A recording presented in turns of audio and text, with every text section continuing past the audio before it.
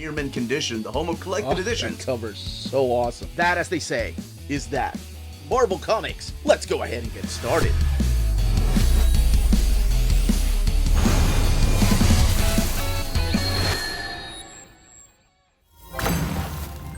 Howdy all you mentees, Uncanny Omar here from Near Mint Condition, home of collected editions. And join me today, because today I don't know how long I can keep talking like this. I do live in the state of Kentucky, so I'm pretty sure I can go for a long time. Now, it is time to talk about my top 20 most wanted Marvel Omnis. So join me.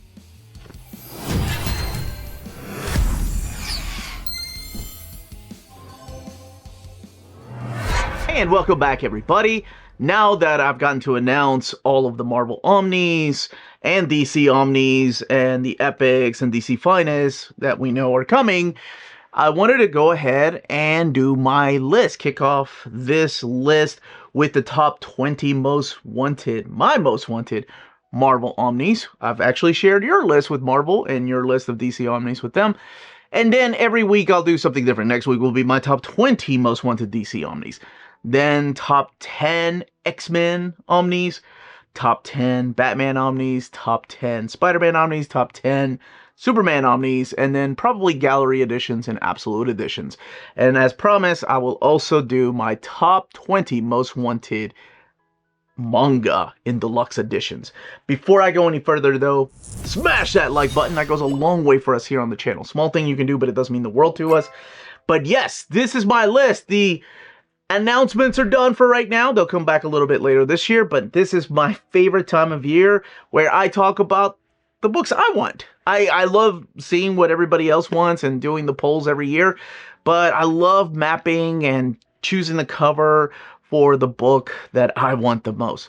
It is a countdown, so we are going to start with number 20. And a big thank you to our patrons for making videos like this possible. Could not be doing this without you all. Let's start. Number 20, Ghost Rider Johnny Blaze Omnibus Volume 1. We've got 2 Danny Ketch Omnis, and I want Marvel to also focus on the other eras of Ghost Rider. Spirit of Vengeance has been around for a while, and I want them to go back to the very beginning and books that have been collected in Marvel Masterworks. So I want them to go with Johnny Blaze. Of course, there's enough material for Robbie Reyes later on, or even a Spirits of Vengeance omnibus, but I would love this era collected, as a lot of my viewers also want this era collected too. But yeah, it makes sense, right? We've had them in Masterworks, we've got some epics coming out. I think the next logical place would be the omnibus format. And again, I always love choosing the cover and putting it over here. Number 19, Daredevil by D.G. Chichester. That's right. This one really could be broken up into 2 smaller volumes, but I don't think the name D.G. Chichester just would be enough to carry 2 volumes. Maybe with Scott McDaniels and Lee Weeks added to it. So maybe we'll do like a D.G. Chichester and McDaniel omnibus. But this is in the aftermath of Innocenti's run. So this gets us through the Fall of the Kingpin and also going into Fall from Grace when he donned that new costume. And I really do love that black armor costume. So much so that I included that retro series in here, also done by D.G. Chichester. And this is also the return of a big character in the life of Matt Murdock and Daredevil. Number 18 is Incredible Hulk by Bill Mantlo and Sal Buscema, Volume 1. So that is something different this year that I'm doing. I'm actually adding the volume numbers. The mapping will be down here somewhere. But I'm adding the volume numbers because I thought, okay, Volume 1 and 2, I could do it. But then that's lazy, right? I want to actually decide, I think this is a good breaking point. This is where it should end. Let's just end it here. And then come back and do a volume 2 if for some reason they decide to do a volume 1, and we'll see how close I was. But yes, this is the beginning of the Bill Mantlo era, and then of course drawn by the legendary Sal Buscema. And I'm assuming in volume 2, you know what, this is my daydream, so I'm actually, in volume 2, I would include the ROM issue, even though probably not gonna happen.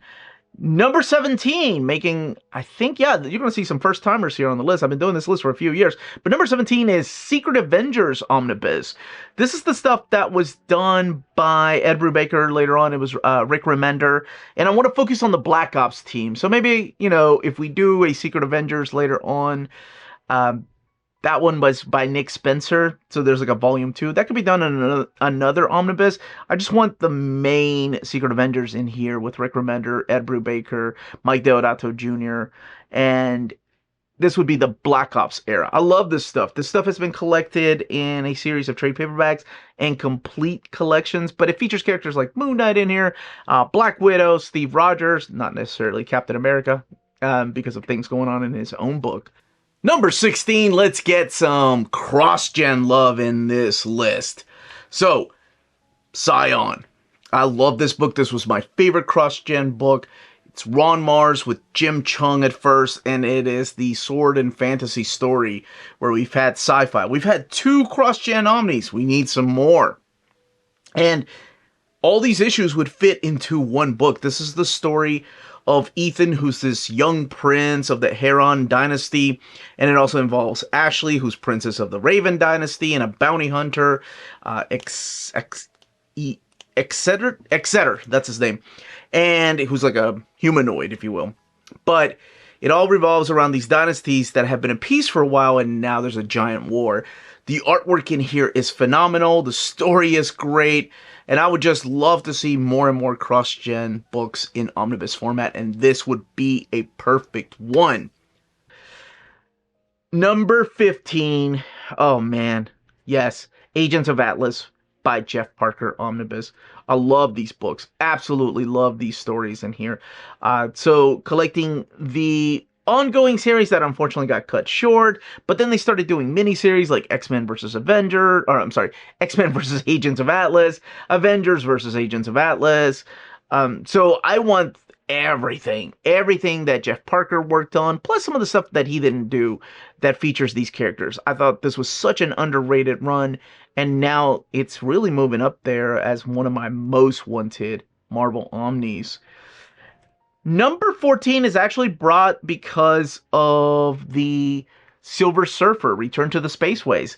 So I'm calling it Silver Surfer, The Return of Thanos, because I figured, okay, Thanos is a big enough name, that is a title in there, but this would be collecting the Jim Starlin stuff and also some of the Ron Mars stuff in here, taking us past a little bit the Infinity Gauntlet. So some of the tie-ins I am including in here, like I think you do need Thanos Quest, and then some of the Marvel Comics Presents. But yes, it is Ron Lim during this era.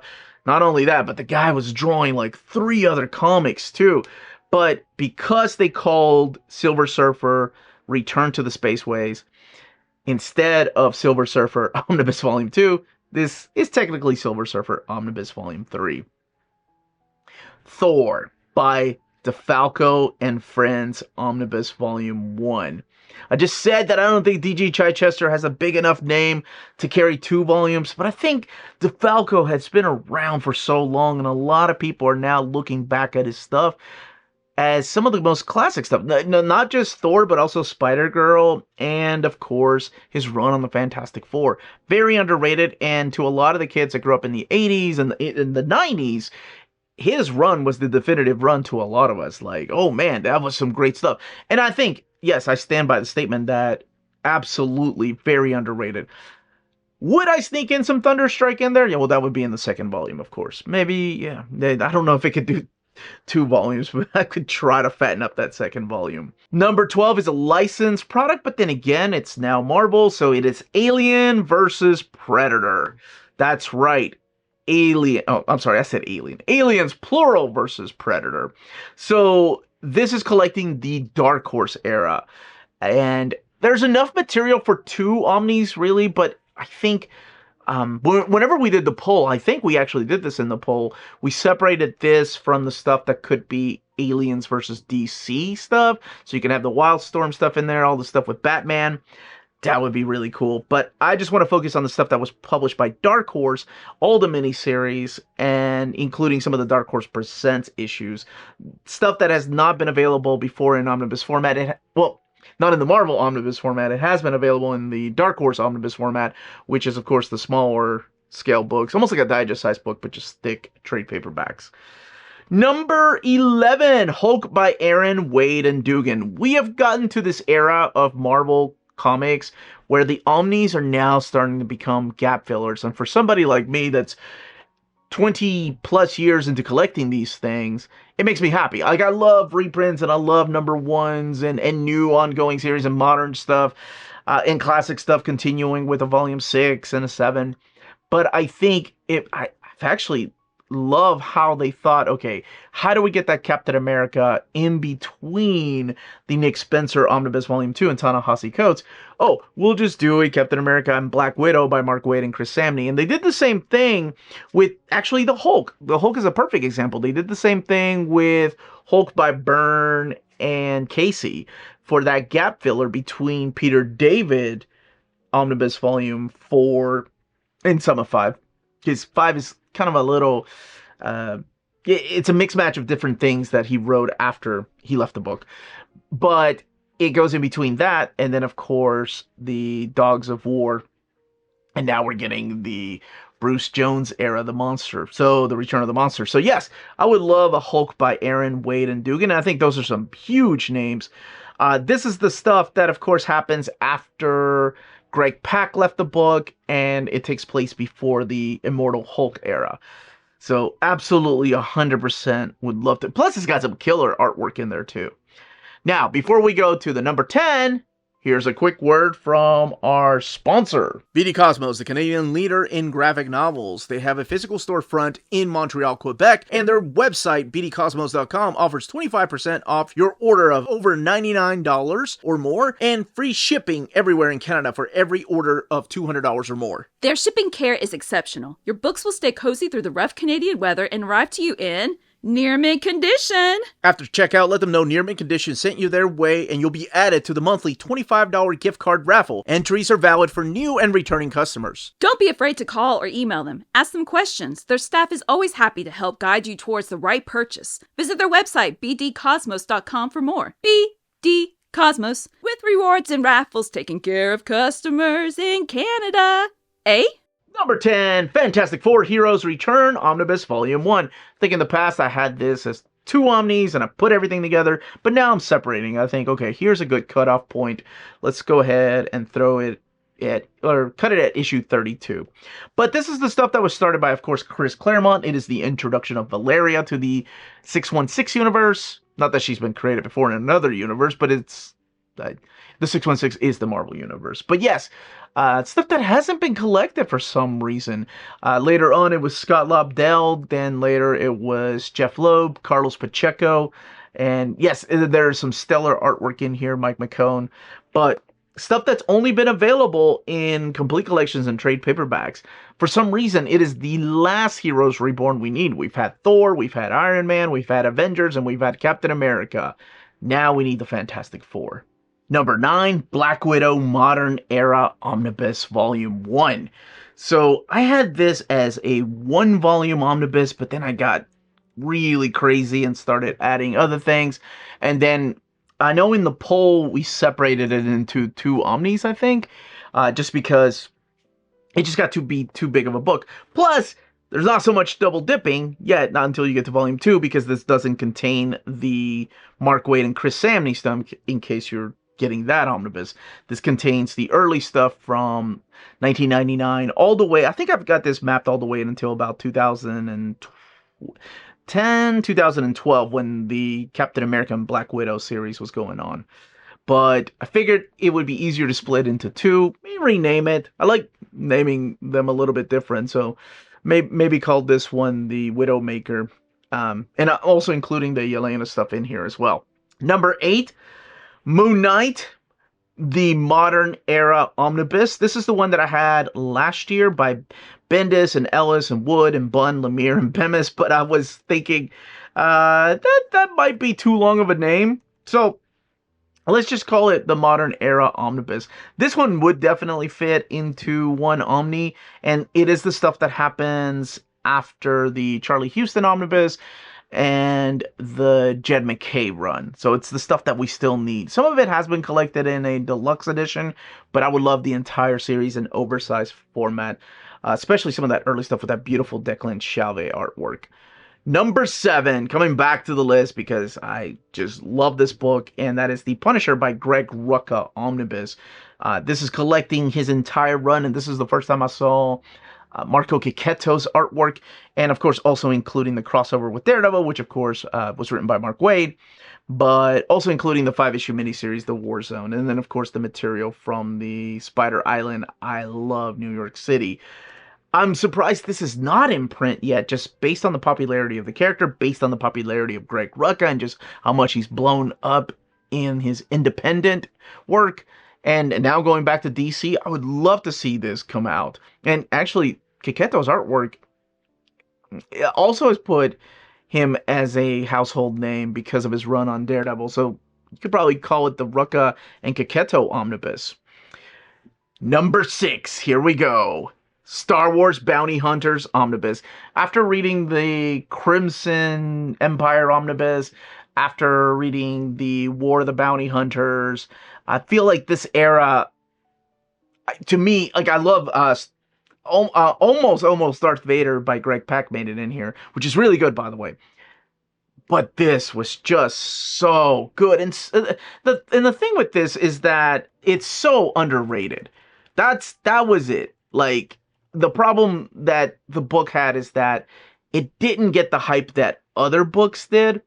Like, nobody really talked about this as much as they talked about, like, Darth Vader, for example, or maybe even the main Star Wars books. But Ethan Sachs and, oh my gosh, just Leonard Kirk and all the different artists, Paolo Villanali actually did some of the stuff in here, just killed it, man. Like, bringing back Valens and then throwing them in the midst of everything that's going on after episode 5. I love this book. It was so underrated, and it makes me happy that whenever I do a video of whatever the new modern Star Wars books are, I think the last one was the Crimson Reign, people chime in and they're like, oh, that, 42 issues would be good enough for an omnibus. But I mapped everything that needs to be in here. I think it would make one hell of an omnibus. I think that's the first time I've had a Star Wars Omni in my most wanted list. Yeah, y'all have talked me into it, man. We're getting so many Star Wars Omnis from the Dark Horse era. I want some of the stuff that hasn't been collected from the Marvel stuff. Number 5, Iron Man, Director of S.H.I.E.L.D. Some of y'all are probably wondering, where the hell's Shellhead? Here he is. I love this run. I think this run is so good. It's got a lot of talent behind it. And I know most people would probably put, and I've actually had it on my list before in the last couple of years, and that is the Mad Fraction and Salvador La Roca. But this is another run that I think didn't get enough attention. It's set during the time after Civil War when Tony Stark decides to do some things and then becomes director of S.H.I.E.L.D. Well, because of things happening. But yeah, I think it definitely belongs on my list now, and it's moved up there. I don't know if I had it last year. I never go back and watch my videos. Maybe I did. Maybe the year before that. I know it comes back from time to time. I just really like this era of Iron Man. I thought the writers had him down. Number 4, another Punisher book, and that is Jigsaw Puzzle Omnibus. That's what I'm calling it, but it is the beginning of his ongoing series. So in here you've got the work of Mike Barron, Chuck Dixon, Carl Potts, some early artwork from Whilce Portacio, Jim Lee, Eric Larson, and those graphic novels, man. Return to Big Nothing and Assassin's Guild. The team up with Spider-Man and Black Widow, but really when he's rolling solo, it's just him. I say solo, but then also Microchips with him in his van. Oh, dude, this is some great stuff. This was my childhood Punisher. And I know we've got the Return to the War Omnibus, and this would be really the second volume. This is before Garth Ennis did his thing with Welcome Back, Frank, which I know people love, and absolutely every reason to love that book. It is a stellar book. But this was my childhood, and now I'm getting more and more nostalgic for it, so I want it back. Number 3, speaking of nostalgic, and just because I think I read about the character in the New Warriors recently, and that's Darkhawk. Darkhawk is a character that hasn't... Let's see, he had two classics, I think. Two trade paperback classics. He has his own Marvel Legends line, but outside of like the Spider-Man versus Venom Omnibus or the New Warriors Omnibus, because he did end up joining the New Warriors, and then of course in modern times, it was in the modern Cosmic Saga that he showed up. He hasn't been shown a lot of love in collected editions, and I wonder how well he would be received. Because, I mean, we've got 4. That's crazy. Amazing. But still crazy. 4 New Warriors Omnis.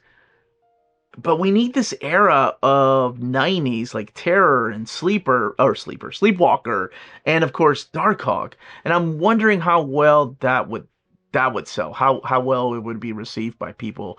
Like, who the hell's Darkhawk? Who cares? Or, oh my gosh, I remember that from my childhood. Curious about stories like that. Number 2, Akira. 100% Akira. The chances, like, of getting Akira are pretty slim, but there's always a chance. We've seen Micronauts, ROM, we've seen Godzilla, we've seen Transformers and G.I. Joe over at Image. The chances of Akira in color, that's the catch. So Akira, of course, Kodansha has released a beautiful box set of all of the tankobons collected in oversized hardcover format. There's 6 of them. What I want is an omnibus of the colors. The colors on Akira is what made Akira amazing to me as a kid. And like,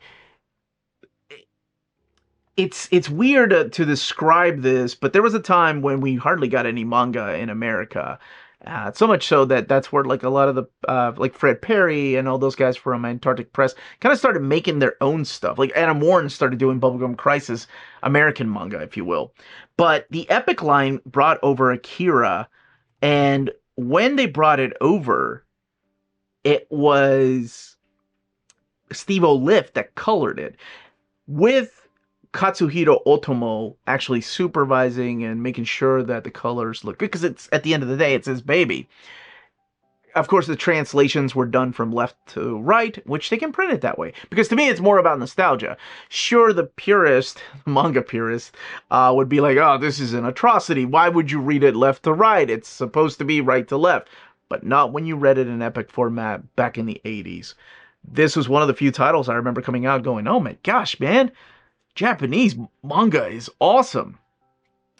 We didn't really know that it was supposed to be in black and white, because like I said, there weren't a lot of translations. Certainly not back then. This was before the whole Eclipse line started coming out with their own books, and then later on the formation of Viz and Studio Proteus.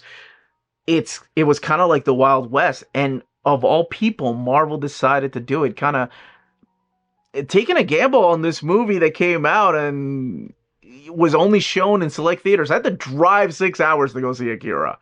So, oh my gosh, I would love all 38 issues, plus the backups, like Tex did a backup. There's pinups by Mobius, things that were never collected in the Kodansha collections. Number 1, separating it again into 2 different omnis.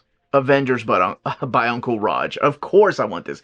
Technically, this would be Avengers Volume 8, but I don't want to wait. I'll be 50 by the time Volume 8 comes out, 50 plus.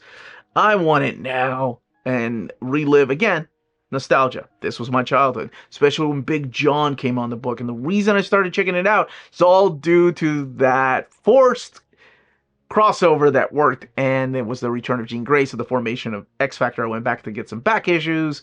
Then I was like, wait a second, she didn't come back in this issue of Fantastic Four. That was a Cocoon. I gotta find the Cocoon issue. But anyway, that's what got me into this run to begin with. And of course, separating it into, I think, a possible 2 volumes, and including everything that he wrote, and even some stuff in here that he didn't write.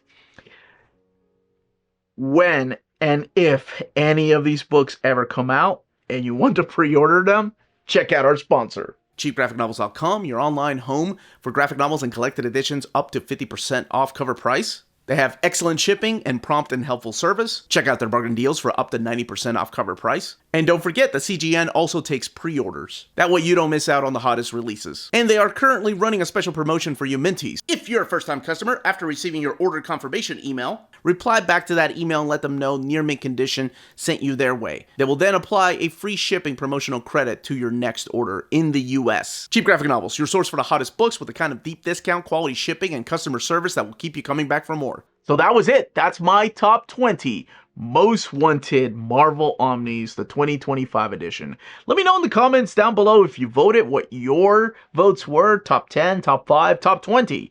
And what you think of my list. If you look at the content, did I leave anything out? Do you think I should add something?